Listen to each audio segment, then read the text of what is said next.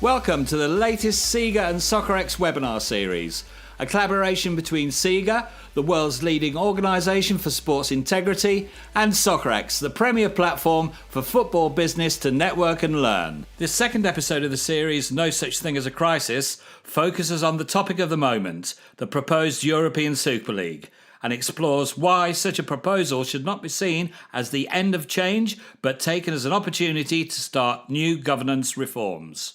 Moderated by Miguel Delaney, chief football writer at The Independent, tune in to watch our guest speakers cut to the heart of the issues surrounding a topic that has generated more passion and interest for the game away from the pitch than any other. Today's panel includes Emmanuel Marcedo de Medeiros, Global CEO of SIGA and founder and former CEO of the European Leagues and World League Association. Sir David Richards, co-founder and former chairman, the Premier League, former SVP, the FA, co-founder and former chairman, European Leagues and World League Association, former chairman of the UEFA Professional Football Committee. The Right Honourable Richard Carbone, former Minister of Sport, United Kingdom. With special participation from Javier Tebas, President of La Liga, board member, European Leagues and member, UEFA Executive Committee. Miguel, over to you. Hello, welcome to the latest SIGA. Sorry, just interference there. Hello and welcome to the second episode of the SIGA and Soccerex webinar series, where we again dissect the fallout of the European Super League. I'm your host, Miguel Delaney. So before we get to our stellar group of speakers, we have exclusive footage with La Liga president Javier Tebas on the Super League and his opinions on all the drama. So we first asked Javier, were the plans to him a surprise, and was it in response to the sustainability problems facing European football? Bueno, se ha presentado ahora, pero hay que pensar que la amenaza de la Superliga es un tema que lleva 20 o 25 años encima de la mesa, ¿no? Mire, más recientemente, en el año 2019, había una reforma que quiso hacer la UEFA y la ECA de la competición de Champions, que era una especie de Superliga, que hacían dos categorías, pero prácticamente 20 clubes quedaban siempre en la categoría primera. Siempre es un tema que se ha planteado y bueno, ahora pues yo creo que han intentado buscar un momento como excusa de la crisis por el COVID para que creían que estratégicamente era el momento, ¿no? Pero no responde a una demanda real del fútbol, no responde a una solución real que necesita el fútbol actual, responde a una política más bien egoísta de los grandes clubes de Europa, ¿no? Next, we delved into Mr. Tebas' views on the Super League and the changes of competition structure. Bueno, yo creo que la gente que estaba detrás de la Superliga, en el caso del presidente del Real Madrid, Florentino Pérez, o Glazer del Manchester United, no valoran, no están de lo que supone el fútbol doméstico, las competiciones nacionales, la meritocracia en el mundo del fútbol. No se puede cambiar una tradición, una historia de que ha nacido el fútbol así, de la meritocracia para conseguir los retos deportivos, ¿no? El sueño deportivo no es un tema que se pueda eliminar de la noche a la mañana en el fútbol europeo. Bueno, yo creo que es imposible, ¿no? Los retos como el Leicester, como el Atalanta ahora en Italia, ¿no? No se pueden borrar de que exista, que es parte de la vida del fútbol, ¿no? Y han valorado mucho esa cuestión y todo lo que genera alrededor, ¿no? Se tendrían que preguntar por qué todas las grandes ligas ni en 24 horas estábamos en contra, por qué las grandes federaciones estaban en contra, por qué las organizaciones de ligas menores estaban en contra. Era evidente que porque era un proyecto totalmente muy peligroso para el fútbol mundial, ya no solo europeo, ¿no? We next asked, what's the impact of the European Super League on the whole football ecosystem? In particular, how would it have impacted Spanish football? Bueno, el impacto, primero, que se rompen los sueños de cualquier tipo de club de llegar al máximo de la cúspide, y luego también que a nivel del ecosistema del fútbol europeo económico se hubiese destrozado, ¿no? Porque la Superliga lo único que pretendía, todo aquel dinero que se generan de derechos audiovisuales en las ligas europeas, se trasvasase a los grandes clubes. Ese era el objetivo y lo que se podía haber producido. Si se llegase a producir hay que pensar, y nosotros tenemos hecho los cálculos en España, pero serán muy similares al resto de países de Europa, sobre todo los grandes países de Europa, hay que pensar, nosotros hubiésemos bajado del 1,37% del PIB que somos en España al 0,80% del PIB. De los más de 160.000 puestos de trabajo que se genera el fútbol profesional en España, directo, indirecto e inducido, se hubiesen perdido cerca de 50.000 puestos de trabajo, ¿no? El valor propio de los clubes, de inversores que hemos tenido, al bajar de esta forma tan drástica los ingresos audiovisuales, bajaría el ticketing, bajarían los ingresos comerciales de patrocinios también, perderían mucho más de la mitad de su valor. Bueno, de triunfar hubiese sido una catástrofe para el entorno económico del fútbol europeo. Por eso, no era verdad que cuando decían no afecta a las ligas, nosotros o mentían o desconocen la industria del fútbol en Europa. Por lo tanto, me da lo mismo, los efectos al final es lo mismo, ¿no? Era un desastre para el fútbol europeo. The news came as a shock to everyone. So how did Mr. Tebas receive the news? Bueno, realmente solo con leer la nota del primer día te lo dice todo, ¿no? Ellos daban por creada la Superliga, daban creada por la competición, que empezarían lo antes posible y que instaban a UEFA y a FIFA a tener reuniones para ver cómo era el acomodo de la Superliga dentro de estas organizaciones, ¿no? Sobre todo con UEFA, ¿no? Que yo las diferenciaría. Con UEFA era la desaparición de la Champions, una competición excelente que tenemos que hay en Europa y que se dedica también a una labor de distribuir dinero por el resto de países de Europa, ¿no? Hubiese sido la destrucción de lo que es el sistema que nos hemos dado en el fútbol europeo, ¿no? So a key question is whether the European Super League would have damaged UEFA and FIFA competitions. Hombre, la de UEFA la veo muy clara y sabiendo claramente cuál es el riesgo que conlleva para el ecosistema del fútbol europeo. FIFA no. FIFA formalmente sí que constantemente dicen no estamos a favor, pero también en esos mensajes hablan de hay que oír las ideas, hablan de sentarse, de dialogar. Bueno, cuando te han intentado hacer un golpe de Estado hace 3 semanas es difícil que te sientes con dialogar quien te ha querido ver, entre comillas, muerto, ¿no? Yo creo que son bastante tibios en estos momentos donde se necesitarían bastante más firmeza, ¿no? Put rather simply now, is the Super League finished? Bueno, vamos a ver la evolución de los acontecimientos, ¿no? Yo creo que la Superliga como tal proyecto está muerto.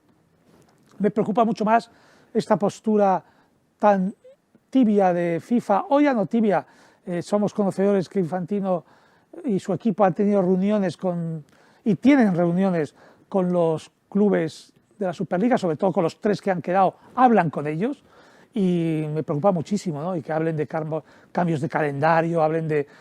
Todo se basa siempre en modificar las ligas nacionales, ¿no? ¿Por qué no dejan de haber tantas competiciones internacionales que ellos van creando constantemente y dejan de tocar las ligas domésticas, que somos el motor auténtico del fútbol mundial, ¿no?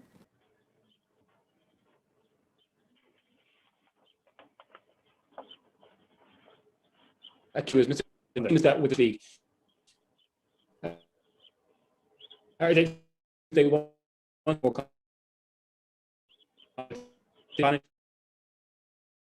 No, lo que están planteando es más competición, más partidos para quitárselos a las ligas domésticas, ¿no? Para que el dinero fluya solo para los grandes clubes y esta organización, en este caso como sería la FIFA con el Mundial de Clubes, ¿no? Es evidente que todo lo que están planteando es imposible, no cabe en el calendario, todos los nuevos partidos que están planteando y nuevas competiciones. Solo las pueden hacer si las ligas nacionales reducen, que es el discurso que ahora vienen diciendo y que estamos oyendo, y desde luego yo hablo por la Liga Española, no van a reducir la Liga Española a 20 clubes. Well, no doubt that these words from Javier Tebas, a man who has a long experience in European international football, are strong. And no doubt that they will cause an impact. I would dare to say that they are like a big rock falling on a lake. And we have with us also senior executives in world football and in global policy, who also have strong views about what's happening in the European arena, the causes, the symptoms, the consequences, what's even behind the scenes of this breakaway league. Certainly not the first time that we are confronted with threats of this magnitude, but never so visible, never so confrontational, never so in the open air. And I think that was a big change. The results and the consequences that we have seen 48 hours after, I think were eloquent. They have shown where the fans lie, what was the position of the global community and the whole football system, but there are many lessons to be extracted, and there are also many issues to be dealt with, because what the European football and the European sport and the world sport is experiencing cannot be just confined to competition formats, distribution models, and access lists. But Miguel, maybe I took the floor without being my turn, but being also from the Iberian Peninsula and having hot blood like Javier Tebas, I could not resist commenting what he just said. Sorry about that. A slight technical issue. Maybe not quite the disruption that the European Super League would have caused. But I mean, I suppose that just to kind of kick off the discussion and to frame it really, I suppose it's worth stepping back a bit and looking at it in its whole. What does the panel think the consequences of the launch and the very quick demise of the European Super League would have been? So maybe we'll start with Sir David. First of all, I don't think it's gone away, because going back to 2005 in my day, and Richard Caban was instrumental because we had to take it to Europe. I think you've got to look at what's really involved in this. The clubs are after more money, but it's about competitions, isn't it? And I don't think we really got to the bottom of how the Super League would work, because it was all thrown up and, oh, it's a brand new Super League. How many games are they going to play? Where they're going to play? None of that came out. So I think you've got to look into it in great detail.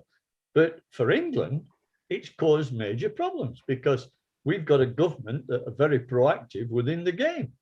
And they're now talking about a regulator. And Richard can answer this question in great detail. They're talking about a regulator. They're talking about fans on the board. You know, we've got 20 clubs that basically belong to entrepreneurial billionaires. And I think once we start talking to them like this, they say, okay, you can have the club. It's X millions. Who's going to buy it? What's going to happen to them games then? What's going to happen to the fans? You've got to be so careful. In England, we are so regulated with different parts, with VAT, with PAYE. We are regulated to the hilt. And the league is managed extremely well. The failure on this part was that nobody knew what was happening. Because if the Premier League had really known, the board would have done something about it. But I don't think they really knew. I'm not certain, but it's just an instinct that I've got. But Richard, go back to 2005 when Nellie Kroes had us in her office and she was talking to us about what it really means to have a regulator. Listen to this, Miguel. Yeah, I think Miguel as well. I think we set off with the fact that English football was being threatened in terms of its structure. And English football is not just the Premier League. English football is 2 million young people playing football in football clubs in the pyramid. Now, we've talked a lot about the pyramid, and I don't think people really understand the importance of the pyramid, the structure, not just of football, but indeed of wider sport across Europe, and how we are able to use sport to drive many agendas, social inclusion, education, a whole series of agendas that are driven by sport. So what we are talking about here, which I think is very important indeed, is how we not only maintain, but enhance the pyramid structure and make sure it can't be threatened by 6 clubs, as far as England's concerned, and 14 clubs. And as Dave was saying, we had this in 2005 on my watch as the sports minister in the UK. And there was a potential breakaway at that time. And we took steps as ministers of sport across the European Union, and in Liverpool, as it was, we had a sports ministers meeting there, and we decided to set up a review, which we did, and the Arnold report, as they call it, and that laid out a whole series of steps and strengthened the licensing system that is used by UEFA as well. And that's something I think we can come back to see how we can control the power of these clubs. But it was that concern back in 2005 that started us to actually look at the structure of football at the European level, and also obviously at domestic level as well. And that is why, as Dave was saying, we've got an incredibly successful league in the Premier League. We've got very successful in terms of our football structure, and I think it stands probably second to none to any across Europe. And we're not going to have that destroyed by greed on the one hand, and then the consequence of that greed breaking up the system. And at the heart of that, at the very heart of that, is the ability to be able to generate such huge amounts of money through television rights, which are totally and utterly unregulated. And going back to the very point that Sir Dave has just said, Nellie Kroes, when we met her as the European Commissioner on competition, she said, Minister, the fans are getting a bad deal. And that's why we're insisting on the Premier League actually curtailing its powers. And she wants to break the whole lot up. And also UEFA at the time as well had to change many of their structures to abide by somehow the constraints that were brought out by the European Union at that time. And indeed, it was broke up to 6 modules for the Premier League, as Dave knows, and indeed the clubs know as well. But what it did not do, was actually regulate in any way the monopoly, the cartel that is operated by 20 clubs who sell their rights, unlike any other part of business in the UK. Any utility that is a natural monopoly is regulated. And the Premier League, in selling the rights of 20 clubs television, both domestically and internationally, is totally and utterly unregulated. And that is why the power of the Premier League through the owners is actually so potent, because of that ability to do that. And that, I think, is an area now that's going to be looked at very, very seriously, of how that power is actually contained by legislation and a regulator, or is going to be that by change of governance and internal regulation of the footballing authorities in England, i.e. the FA. And that, I think, is the problem that we're facing. And whilst I understand the fans, who go there week in and week out on them terraces, they want more power, but also they want answers to the question of the one that's been raised: is this going to happen again? And I think we've got to make sure it doesn't happen again.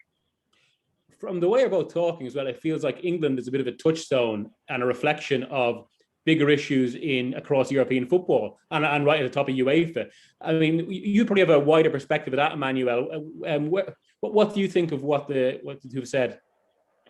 Well, I think, first of all, we need to be crystal clear. There were important things said from the breakaway clubs to justify their actions. There were important reactions. Harsh words, heavy words were used to qualify this initiative by the UEFA president. We have just listened to Javier Tebas expressing also his dissatisfaction with what he called a greedy, propelled initiative, and others, including myself, have already used the same words. But we need to extract consequences. And I think we need to see this point by point. The president of Real Madrid, an esteemed gentleman who leads an historical club, said that they were forced to do this, and I quote, to save football, because football was facing massive financial losses and clubs needed more money. I ask Senor Florentino Pérez, How did clubs like Real Madrid got here? Was it because of the global pandemic? Was the global pandemic and the consequent drop of revenues that pushed them to the financial abyss? Is the global pandemic the reason why Real Madrid showed at the end of 2020 a gap of 1 billion euros? Was anyone holding a gun to the chairmen, the owners, and the executives of the clubs who overspend year after year, despite the red lights, despite the alarms, despite the warnings, inflating the transfer market, inflating transfer fees, creating an artificial bubble? And we all said that one day that bubble would burst and there would be crisis. So no one can clean their hands on the wall. Everyone has responsibility. Those who run the club, excuse me, I will get to the government, Richard. I will get to the government because the governments are not exempted from responsibility. Why didn't I will get there. I will get there. Why didn't we have financial fair play? Do you want to just let Emmanuel finish, and then I'll come to you? No, but I'm just asking because I think it's important to the listeners to say. I will leave no rock unturned, Richard, because this is the moment of truth, and it's time that we have this conversation all face to face. Well, I'd like to answer. There has been navel gazing attitude. There has been denial. There has been pressure from the fans year after year, and we can discuss culturally what it means. I can speak on behalf of my own country, and the pressure that has been exerted over those who run the clubs year after year, and the reason behind the financial collapse of clubs in my country and many others. So no one is exempted from responsibilities. The first step to find solutions is to be honest with ourselves and recognize that things could have been better. Even club licensing and financial fair play at national level in many leagues are just cosmetic measures. They don't go deep. And now we are discussing clubs being in financial distress, but they have been walking towards the abyss for many years. We have seen that. And so this has to be acknowledged. Now, beyond the European Super League, and I think it was something that could have been avoided. It should have been avoided because it was clear that it was against the fans' wishes, and the fans are the consumers. They have the legitimacy, but they also have the financial power that fuels all the business. It was against the law. It was against EU law, first and foremost. A close competition is against EU law, and it was a nonsense in all respects. There was no financial solidarity vertically to lower clubs. And this is something that needs to be equally addressed. But beyond the European Super League and its ramifications and shockwaves and power struggles, who are far from finished, I ask, over the last 10, 15, 20 years, since 2006, the Arnault report that you mentioned, Richard, have we solved the issues and the challenges regarding the players' transfer markets? Have we dealt with the club ownership investments, offshore vehicles, with the threat of money laundering ever present, with criminal infiltration like wildfire? I don't think we have. So this is a great opportunity to put everything on the table, to have a positive and constructive discussion, and once and for all, focus on the solutions that people demand to continue to invest their trust, and the business community the same. Did one of you want to pick up on that before we? Sir David. Miguel, Emmanuel. First of all, since 2005, if you look at the Premier League 20 clubs records, you'll see that very few of them have lost money. This last 10 years, every club has made a profit. The redistribution of that wealth is amazing. I was not referring to the Premier League, just to be clear. But the Premier League had 6 clubs that were in this. And first of all, we don't really know what the Super League, all we got is they're going to form a Super League and they're going to play games. Now, England, the big 6, have always been chasing Barcelona. They could never, ever keep up with the revenues that Barcelona got. So there were a lot of problems with players. And it's been a problem for a long, long time. Now, the debt that's in Spain, there's not that kind of debt in the UK. It wouldn't be allowed. There used to be until in 2004, 2005, 2006, we started to get hold of it and say, we're not going to allow this kind of money to be put to players and agents. And we've actually conceded and kept up with Spain because Spain's been paying phenomenal bloody money and wages and transfer fees. England have tried to keep up with it. This year, there's only one club in the league that's lost money. One club. All the rest of them have said. Now, but England, in many cases, English football and the Premier League is an oasis compared to the rest of the world. Yeah, but you know, you are broadcasting in 219 countries. You know, you and me worked extremely hard for 12 years in Europe trying to get the same kind of regulations into European football that we've got in the UK.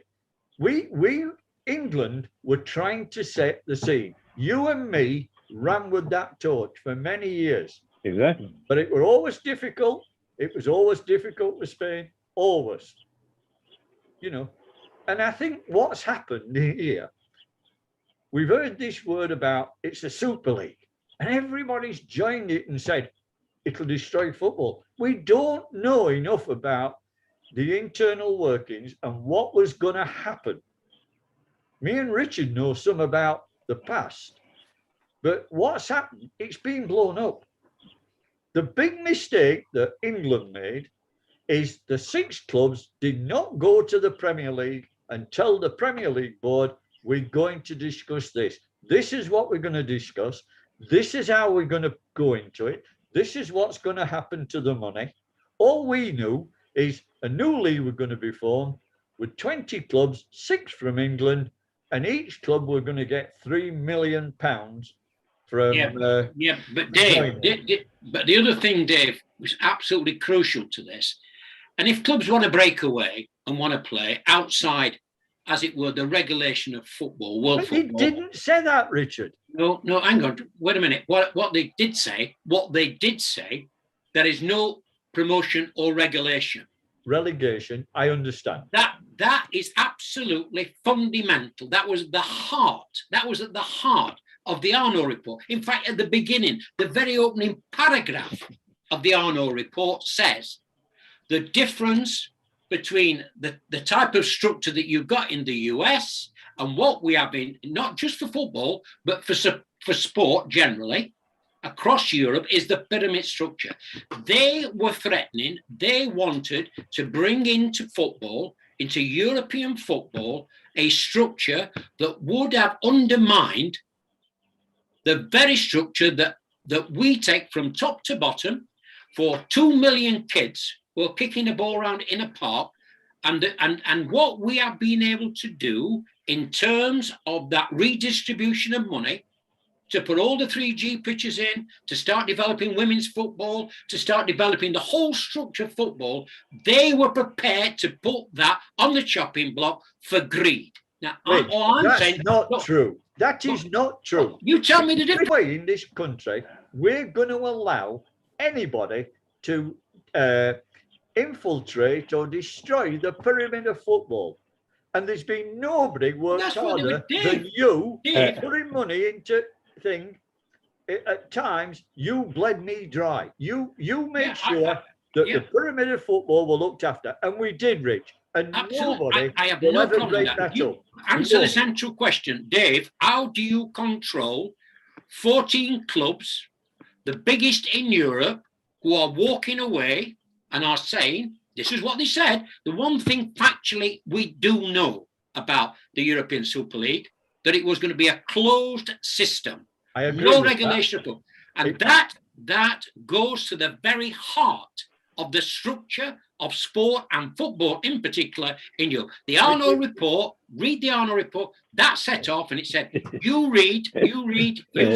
Richard loves the Arnold report and No, But the Lord Burns report, They did make a mistake in saying there were no Dave, a relegation or mistake? promotion. It's a major mistake, and they made it. But Richard, it was further, Dave, because the reason they were able, those 6 clubs were able to make that type of statement that they could run the closed system is because they had been privileged in our country to run a cartel that had raised huge amounts of money, television money.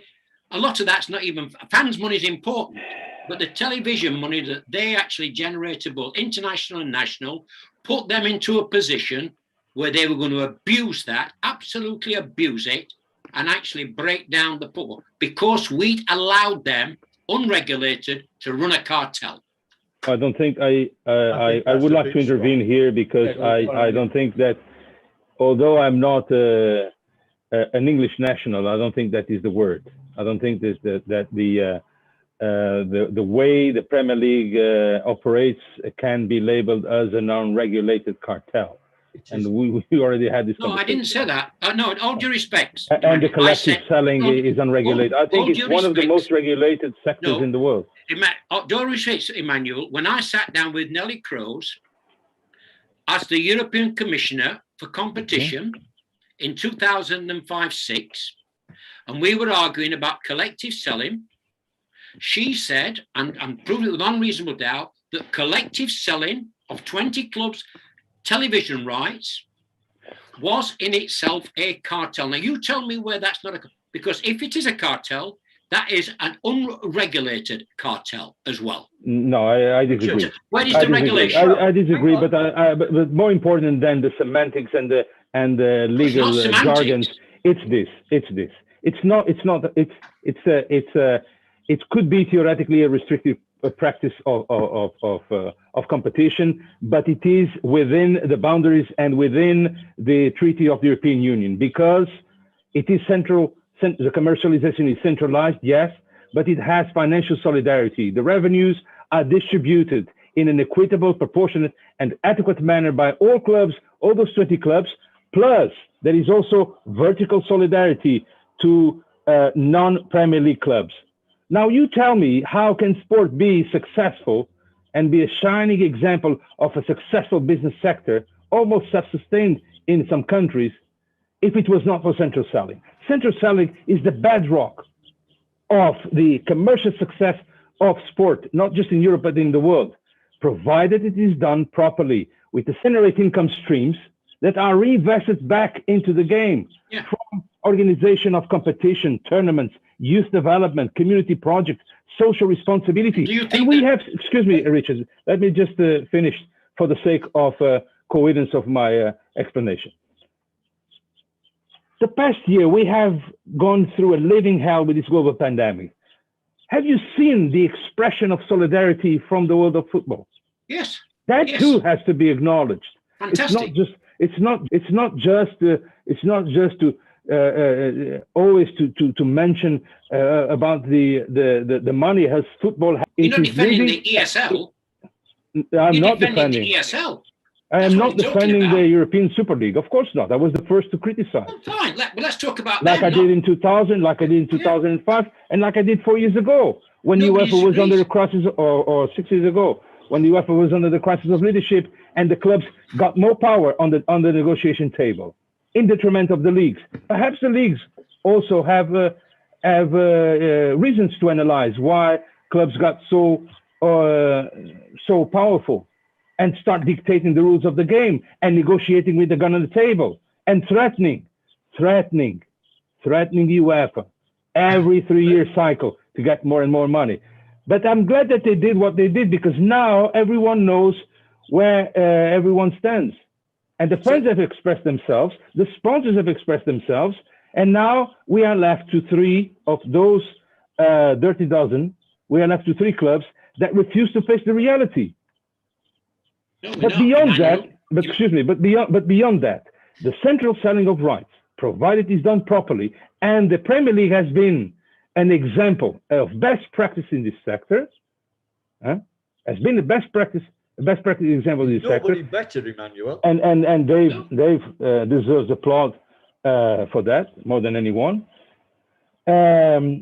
So I refuse to agree that it is a non-regulated cartel. I didn't say that. No, Emmanuel, I didn't say that it was unregulated. In that, I said the television selling rights is unregulated. No, it's not. It is not. Excuse me, it is not. It is not. It is first. unregulated. You know why it is unregulated? In my country, for example, where shamefully we have a situation of individual selling of rights, where you have a de facto monopoly of 3 clubs that perpetuate themselves at the top of the ranking, because if they have more money, they have more successful on the sporting ground. Yeah. This is unregulated. This is unregulated. See what the Spanish League has done. The Spanish League has operated a true revolution with the central selling of rights, so that they could have more competitive balance, more uncertainty of results. And instead of having 2 giant clubs that rotate amongst themselves who lifts the trophy at the end of the season, they could have more. And we can analyze everything. We can even analyze the 50+1 model and whether this is the silver bullet. But I think we cannot throw the baby out of the window with the bathwater. There are things that must be addressed. Yes. Club ownership must be addressed. Absolutely. Start by assessing, overseeing, scrutinizing the credentials of those owners. Who are the ultimate beneficial owners? Where is the money coming from? Where are those investment funds based? Who is behind them? Ask governments. Well, why they're not walking the talk. Excuse me, Richard. Ask Nellie Cross if she will allow, in her report, if she will recommend to the British government that the British Virgin Islands and other offshores and other tax havens continue to operate. The Americans gave a very eloquent lesson now when, under our request and Transparency International and other organizations, they have legislated, the Congress, they have legislated to stop shell companies. Are we allowed these shell companies to continue to exert opaque influence in the world of football? I don't think we should. And someone has to have the courage to say that. Someone has to have the courage to say to OECD, enough talking, action is needed. Someone has to have the courage to say to the European Commission the same. And the governments. Stop acting like you are in elections every day, in the political campaign every day. We need reforms. Where are they? No wonder people are protesting in the streets, because they feel that there is no one listening to them. Emmanuel, what reforms do you actually want? What reforms do I actually want? Just on it, sorry, just to put across for a second. Governance and integrity, Emmanuel, and they are all, sorry, they are all published. They are all published. But also, universal standards contain those reforms. But more than just those universal standards on good governance, on financial integrity, on youth development, on child protection, on sports betting integrity, I expect, I demand as a fan, and I am also a fan, I demand independent scrutiny and oversight. I demand that the sport movement exerts the leadership that it has and lives up to the expectations of all this global community. And now it's the time. If we don't want to see another breakaway league threat in a few years' time down the road. Emmanuel touches on an important point there, I think, especially given that regulation is a word that's come up so much. But I suppose if you look at a driving factor of the Super League, ultimately it's because a group of owners, in this case, the owners of 3 clubs, basically see clubs as vehicles of perpetual growth, which I suppose is the Glazers, FSG, and also Kroenke at Arsenal. I mean, in terms of what the possible regulation that Emmanuel is looking at, should clubs, and particularly clubs in England, given what we're talking about here, should clubs not be ring fenced as social institutions? Is that possible? And I mean, what could we put in place to try and get that? They're private businesses, Miguel. They're privately owned businesses.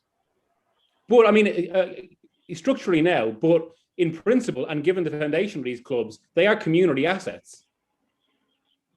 They're social institutions. Why do you say that? Why do you say they're a community asset when you find out that the Central League, the Premier League, takes that money and redistributes it all over the place? And the man sat there, Richard Caban, was a great ambassador for the redistribution of wealth.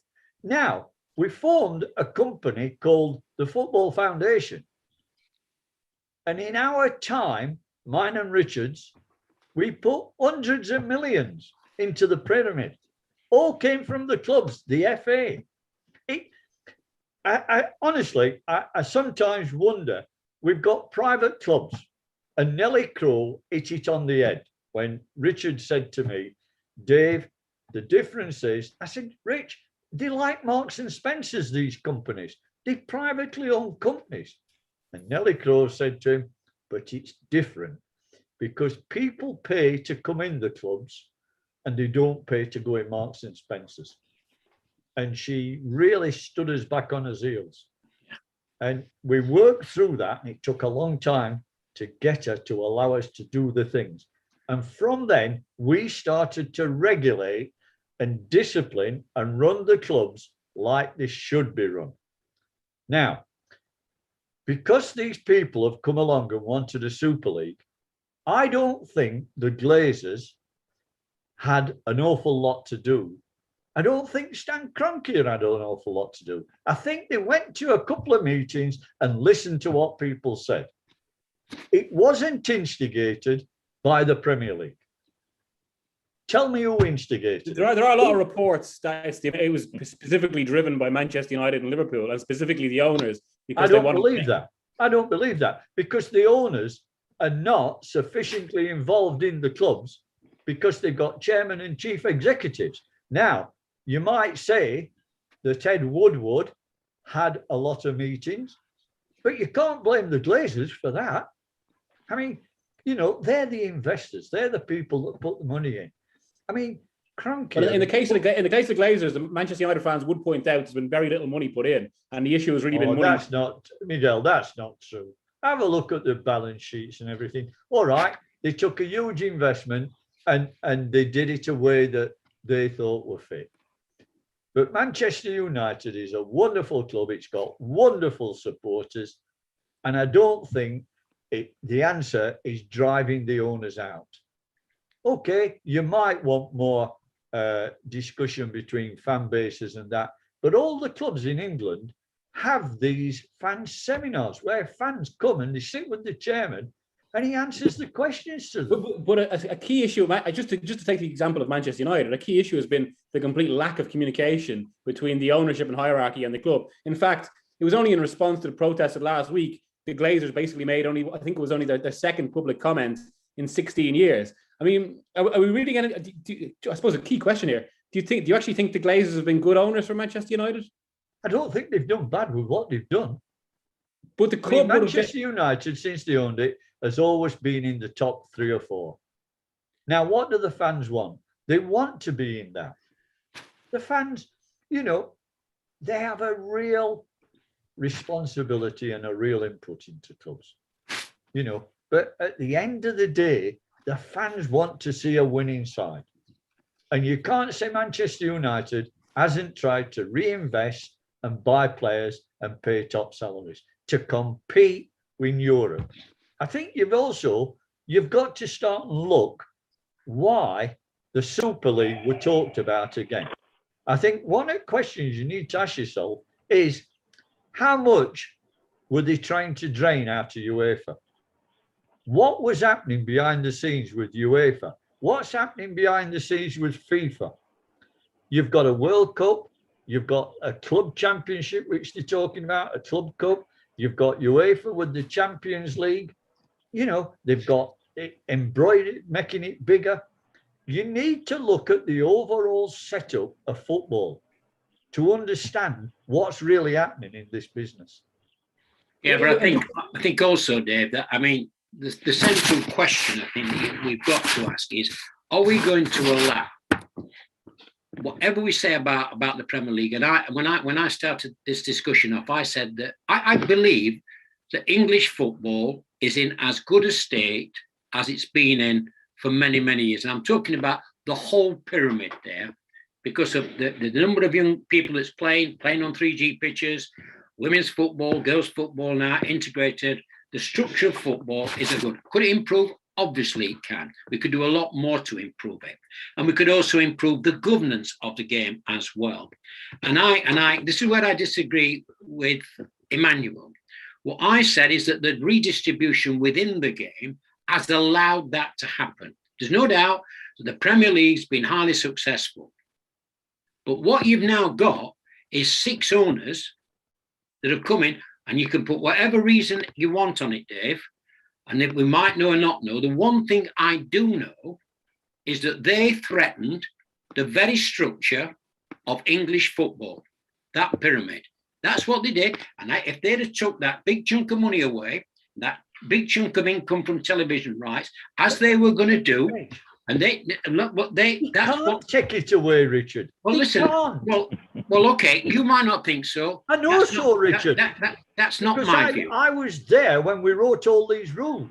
But and look, Dave, you may be. And Richard Studemore protected the integrity of the game in the UK. What we can't do is look at European clubs. Me and Emmanuel tried to solve that. Yeah, you might have tried to, but all I'm saying on that Monday morning, that Sunday night and that Monday morning, when people saw what was available at that time, and they saw the structure that they were actually recommending, in fact, not recommending, we're going to carry out, that was alien to structures of sport, which we'd already addressed in the Arno reports from, 15 years ago.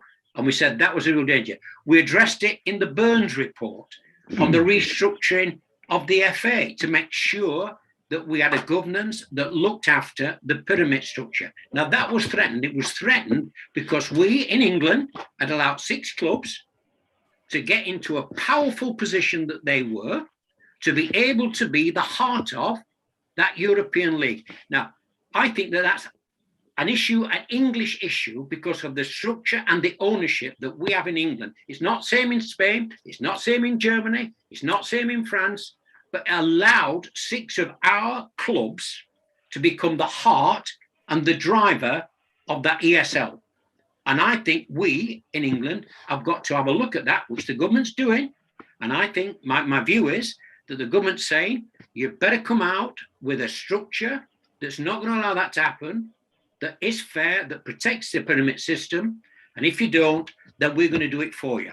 Okay. And I think that's the choices now. And that's why the Crouch report or the Crouch inquiry that's going on, I think is very important.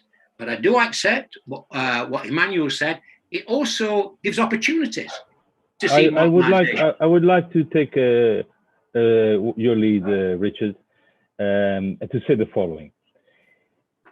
If we want to have this discussion in 2, 3, 5, 10 years' time, exact same discussion, focusing on the exact same dramas, threats and challenges, we have to do only one thing, is to continue the path, to continue to do exactly how and what has been done. Nothing will change, except things will get worse. Challenges will get bigger, more sophisticated, more complex. Governance that is already poor in many cases will get poorer, and losses will be accumulating. We need to understand this. We face global problems, global challenges, and global challenges call for global solutions and global approaches. It's not just England, it's not just Europe, it's the world, and the world of sport and the wider industry. For this, I would like to ask the production to put a slide that will explain this in 2 seconds. What we SIGA stand for. and what is our mission, our vision, and the proposals that we bring to the table, and the priorities. 4 core areas interlinked, from governance to financial integrity, sports betting integrity, youth development, and child protection. Addressed in a collective, holistic fashion, with a set of universal standards that are robust, fit for purpose. I dare to say they are the silver bullet. They address each and every problem, each and every issue, each and every concern that we have expressed in this discussion and in many others that I have watched and heard and read. These universal standards represent a unique opportunity for the world of sport to voluntarily take the leadership and once and for all reform itself. More than that, it represents an opportunity to justify and regain the trust from the fans, the global business community, from the governments. The independent rating system that we have exerted is public, transparent, and it is, with the partnership that we have with the British Standard Institution, impartial, independent, and objective. They show that organizations can be fit for purpose. And for those who invest their money and their trust and their passion on clubs, on leagues, on federations, on international organizations, who are accountable to their shareholders, they want to be certain that when they put their money, their reputation, they put on fit for purpose organizations. That independent rating system is therefore the silver bullet. And I want to encourage and invite with open arms all sports organizations, including FIFA, UEFA, the leagues, the clubs, to use them. You don't need to continue to chase the silver bullet or reinvent the wheel. They already exist. Make use of them. And let's move from intentions into actions and achievements. Why is it so difficult? Why can this not be done? That's what I ask, and that's what I expect. Yeah, Emmanuel, you need to look at Europe more than you look at the UK, because the UK regulations are pretty good. I'm not looking to the UK. I'm looking to the forest, Dave. Globally, but look at the countries that's causing the kind of problems that you're talking about. Every country has issues. No one is immune. Okay. Well, start looking at the regulation that we've got and start putting it in, and look how hard we worked at the European leagues to get that kind of regulation. Yeah, exactly. We could never get them to agree. Is it? I mean, we're talking about stuff like pyramid, grassroots, redistribution.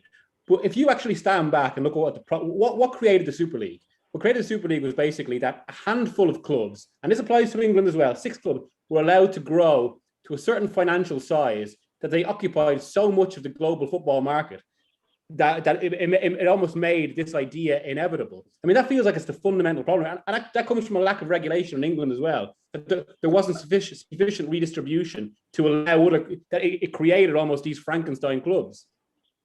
No. And can I say one other issue, which I found when we were bidding for the World Cup? There is a grievance internationally against the Premier League. Now, I'll defend the Premier League. I think the Premier League, in terms of properly controlled, as I've said, is the right way to go, and I've defended that. But I can tell you this, that what many are saying in the international world of football is saying England sucks all the players into England. We put them into a teams, probably some of the best in the world, and I think we've seen that in Europe now at the moment. They then sell them back to those countries, and particularly in areas of Africa and Brazil and around the world. We then take the television revenues of those games and bring it back into England again. And so what we do is we're taking the best of the players from the world out of those countries, bringing them and playing them in England. We then package them, sell them back in television rights, and take the television money out. Now, okay, there could well be an argument for some redistribution there, and that's the role of the marketplace. But I tell you what, in the world of football out there, it's rather antagonistic from their point of view of what England is doing in terms of the Premier League. Richard, I could put another slant on that. You say we take all the best players around the world. That might be possible. They come to England, they train well, and then we release them to go back to their countries and play for the national teams to beat England. Yeah. What about that? Well, that's another argument, Dick. Well, it happened. It happened. And after I a do. period of time, I think- they moved back into Europe because they've learned so much here, and it's happening. Yeah, And I you accept can't that. say I think- that the big six have always been the big six. Take Leicester City. Oh, What yeah. a phenomenal rise. Now, they are getting a reasonable amount, but the distribution in the Premier League doesn't give the big six that big break to do what they're doing with the Super League. Because the distribution is fairly fair. I think it is fair.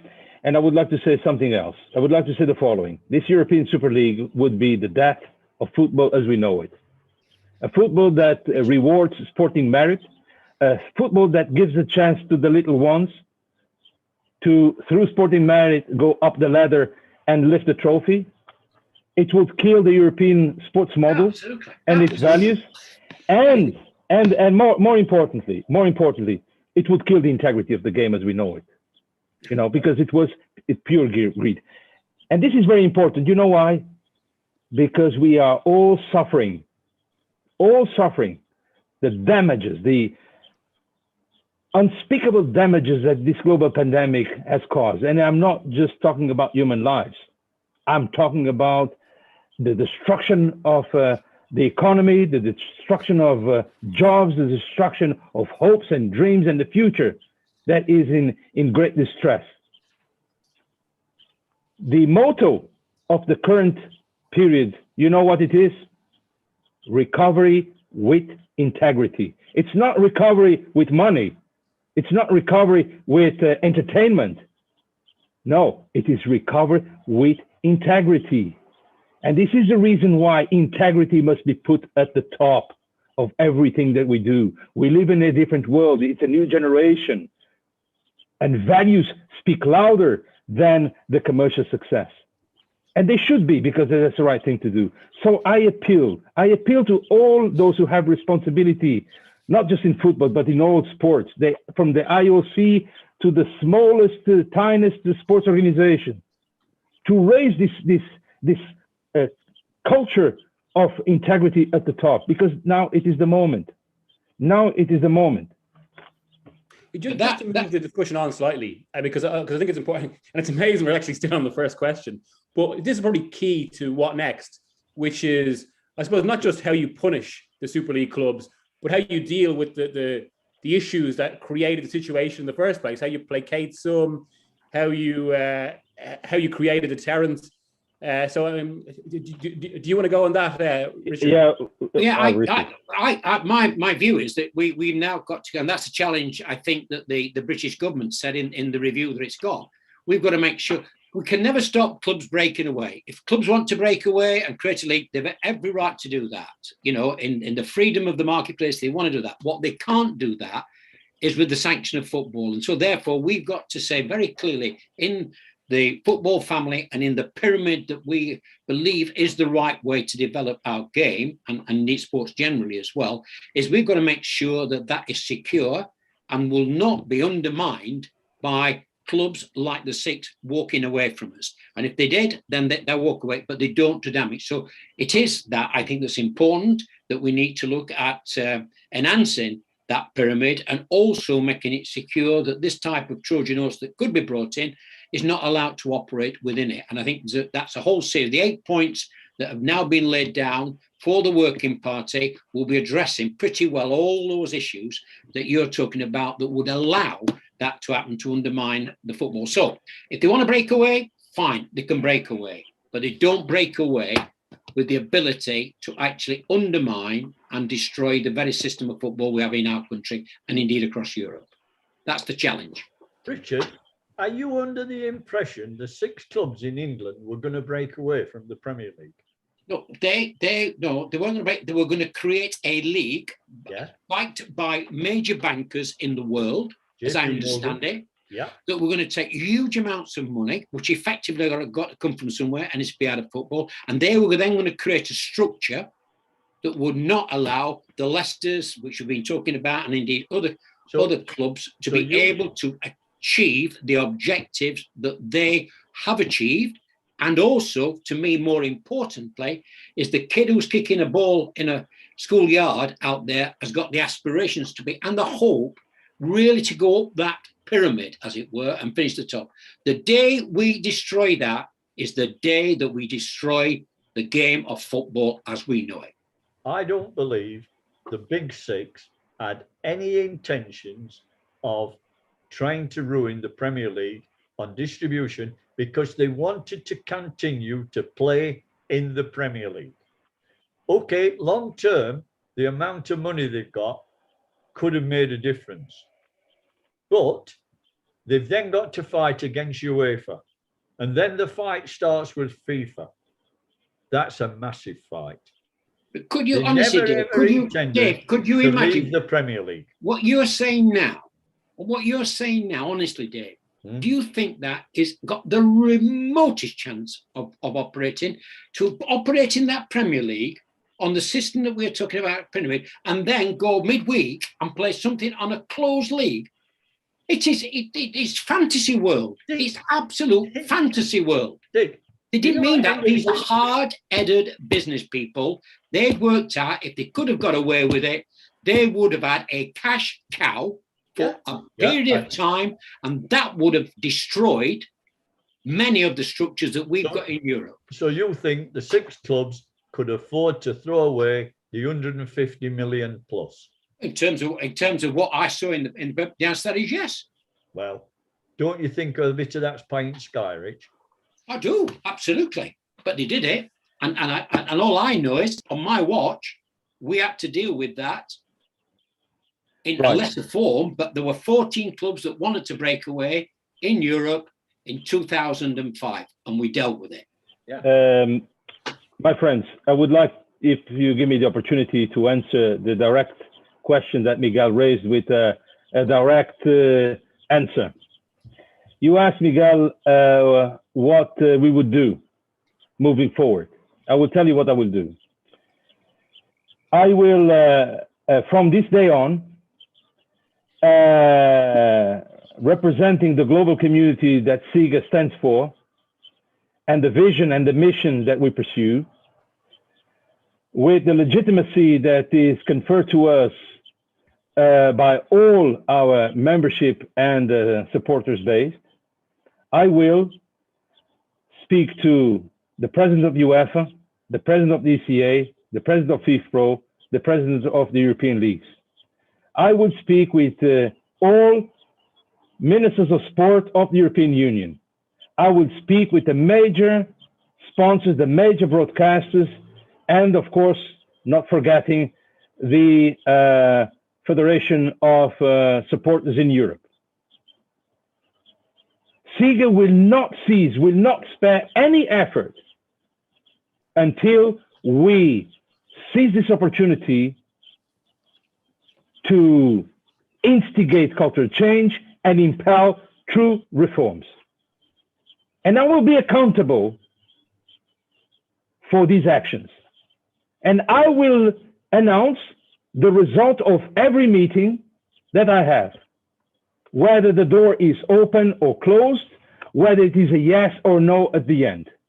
With the same transparency that I'm announcing this, I will also be responsible for the results. If the global sporting community means business, if the global leaders of our time in sport and in government believe that it's time to move from sound bites into actions and results, we shall know, because the time for truth has arrived. And I think I speak on behalf of those who protest in the streets, those who buy their tickets, those who invest their money, those expectations, their passion in sport, those who bring their kids on weekends to the football grounds, those who carry their team shirts, those who work in a sector that wants and wanted to be treated and regarded with dignity those who want football to be seen and regarded for what happens on the pitch and not off the pitch, speaking on behalf of all those, if they allow me, I will do my best. And I know that that Dave and Richard will come along, because this is not a task for one single man. This is a task for all like-minded individuals, all like-minded organizations. And I believe that also the media has an invaluable role to play, not just as a bystander or just as to report the facts, but to influence and to instigate this long overdue cultural change and the reform that sport needs for a long, long time. We're coming to the last promise. That's what I promise, and you can be sure that I will deliver. We're coming to the last 5 minutes. I suppose, given how much debate each question has caused, I might kind of finish up with kind of a last open one. You've all been in the game or around the game and worked on it for years. From all your experience and expertise, what do you see as the next steps in this story? I suppose we'll start with Sir David. I think that football just needs to settle down. It needs to start to kick off. It needs the fans back in the ground. And then I think, like Emmanuel, we've got to try and get him in to see all these clubs at one go. Like I will endeavour to get him in to see the chairman and the chief executive of the Premier League, to talk to him about the future. But I'm pretty confident that the English Premier League and the pyramid structure will stay. I don't think the Super League will go away. I think there are people out in Europe who need it more than the Premier League need it. What about yourself, Richard? I think it's building from the bottom up. I think, and the review that's been put in place because of the pressure from the fans, and not just the fans, but football generally. It was really, I've never seen anything like it in England, and to some extent across the UK, where there was an uprising and it brought all parties together to say, we're not having this. We're not having our national game, as it were, challenged in the way that it was. So I just think we have to build. And as I say, I think English football, the pandemic aside, when I'm talking about the grassroots, women's and girls football, and the health of football and the redistribution within it, is as good as any, and I think can be better. So we want to build on what happened in 2005-06 with the Burns report, which was a structural review of the FA. I think we need to revisit that and modernise the governance of football. And I think we need to bring in stronger regulation through a licensing system. But absolutely central is that that's within football. My view is politicians should support sport. They shouldn't be leading on sport. And I think that is the key to the architecture that we need to have for good quality, transparent running of football, which will benefit everybody through that pyramid. Now, if we can build that, and we can have our links, which we will do with UEFA and with FIFA particularly, then I hope we can influence others to actually look at that and build it, as it were, from the bottom up. And I think there's an appetite for that, quite honestly, and I think it's taking all the football family with us and saying, for those who want to, as it were, exploit it through greed or whatever it is, I'm sorry, you've got no part of this game. And that will be I think the 8 points or so that has been put down by the government need answering, and I'm hoping football will respond to that challenge. And it was part of the story, as far as the European Super League is concerned, is simply to address the pending questions. UEFA will address it, the leagues will address it, the clubs will extract lessons. I think that is obvious, but I want them to look beyond the European Super League and the mere competition sporting aspects. There are structural issues that must be addressed. There are integrity issues that must be addressed. There are governance concerns that must be addressed. And this is a unique opportunity. And this is why the title of this program is "There is no such thing as a crisis." The crisis is just the beginning of a myriad of opportunities to reform, to transform, and to excel. Renaissance would have not been Renaissance without the Middle Age. So let's take lessons, let's take this opportunity and reform and progress. But I would like to end with a positive note. And of course, I would not mention the progress that SIGA is making in so many fronts, including in youth engagement in terms of female leadership, gender equality, because all those facts are real and they are known. But I will say the following. The G20, the grouping of the leading 20 countries in the world, has announced for this year 3 main priorities. One of them, for the first time ever, is anti-corruption and sport. That is a major, major shift, a major step forward. If we had not believed in our proposals, if we have not believed in what we say, in ourselves, the G20 would never have come to this conclusion. So we will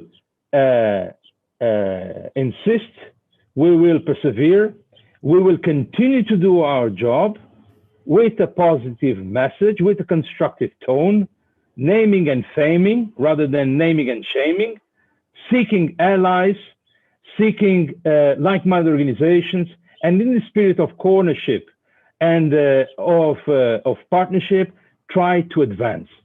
For Christ's sake, it is time to do something about these problems rather than just complaining and bickering and throwing this to the next generation to solve. I believe we can do this. And I hope that you believe as well, because I will need you. Well, a good positive note to end on what was a very a fiery but hopefully productive 70 minutes. Thanks everyone for your contributions. And, cheers, well done to you as well. Well done. Yeah, cheers. Yeah, I was missing.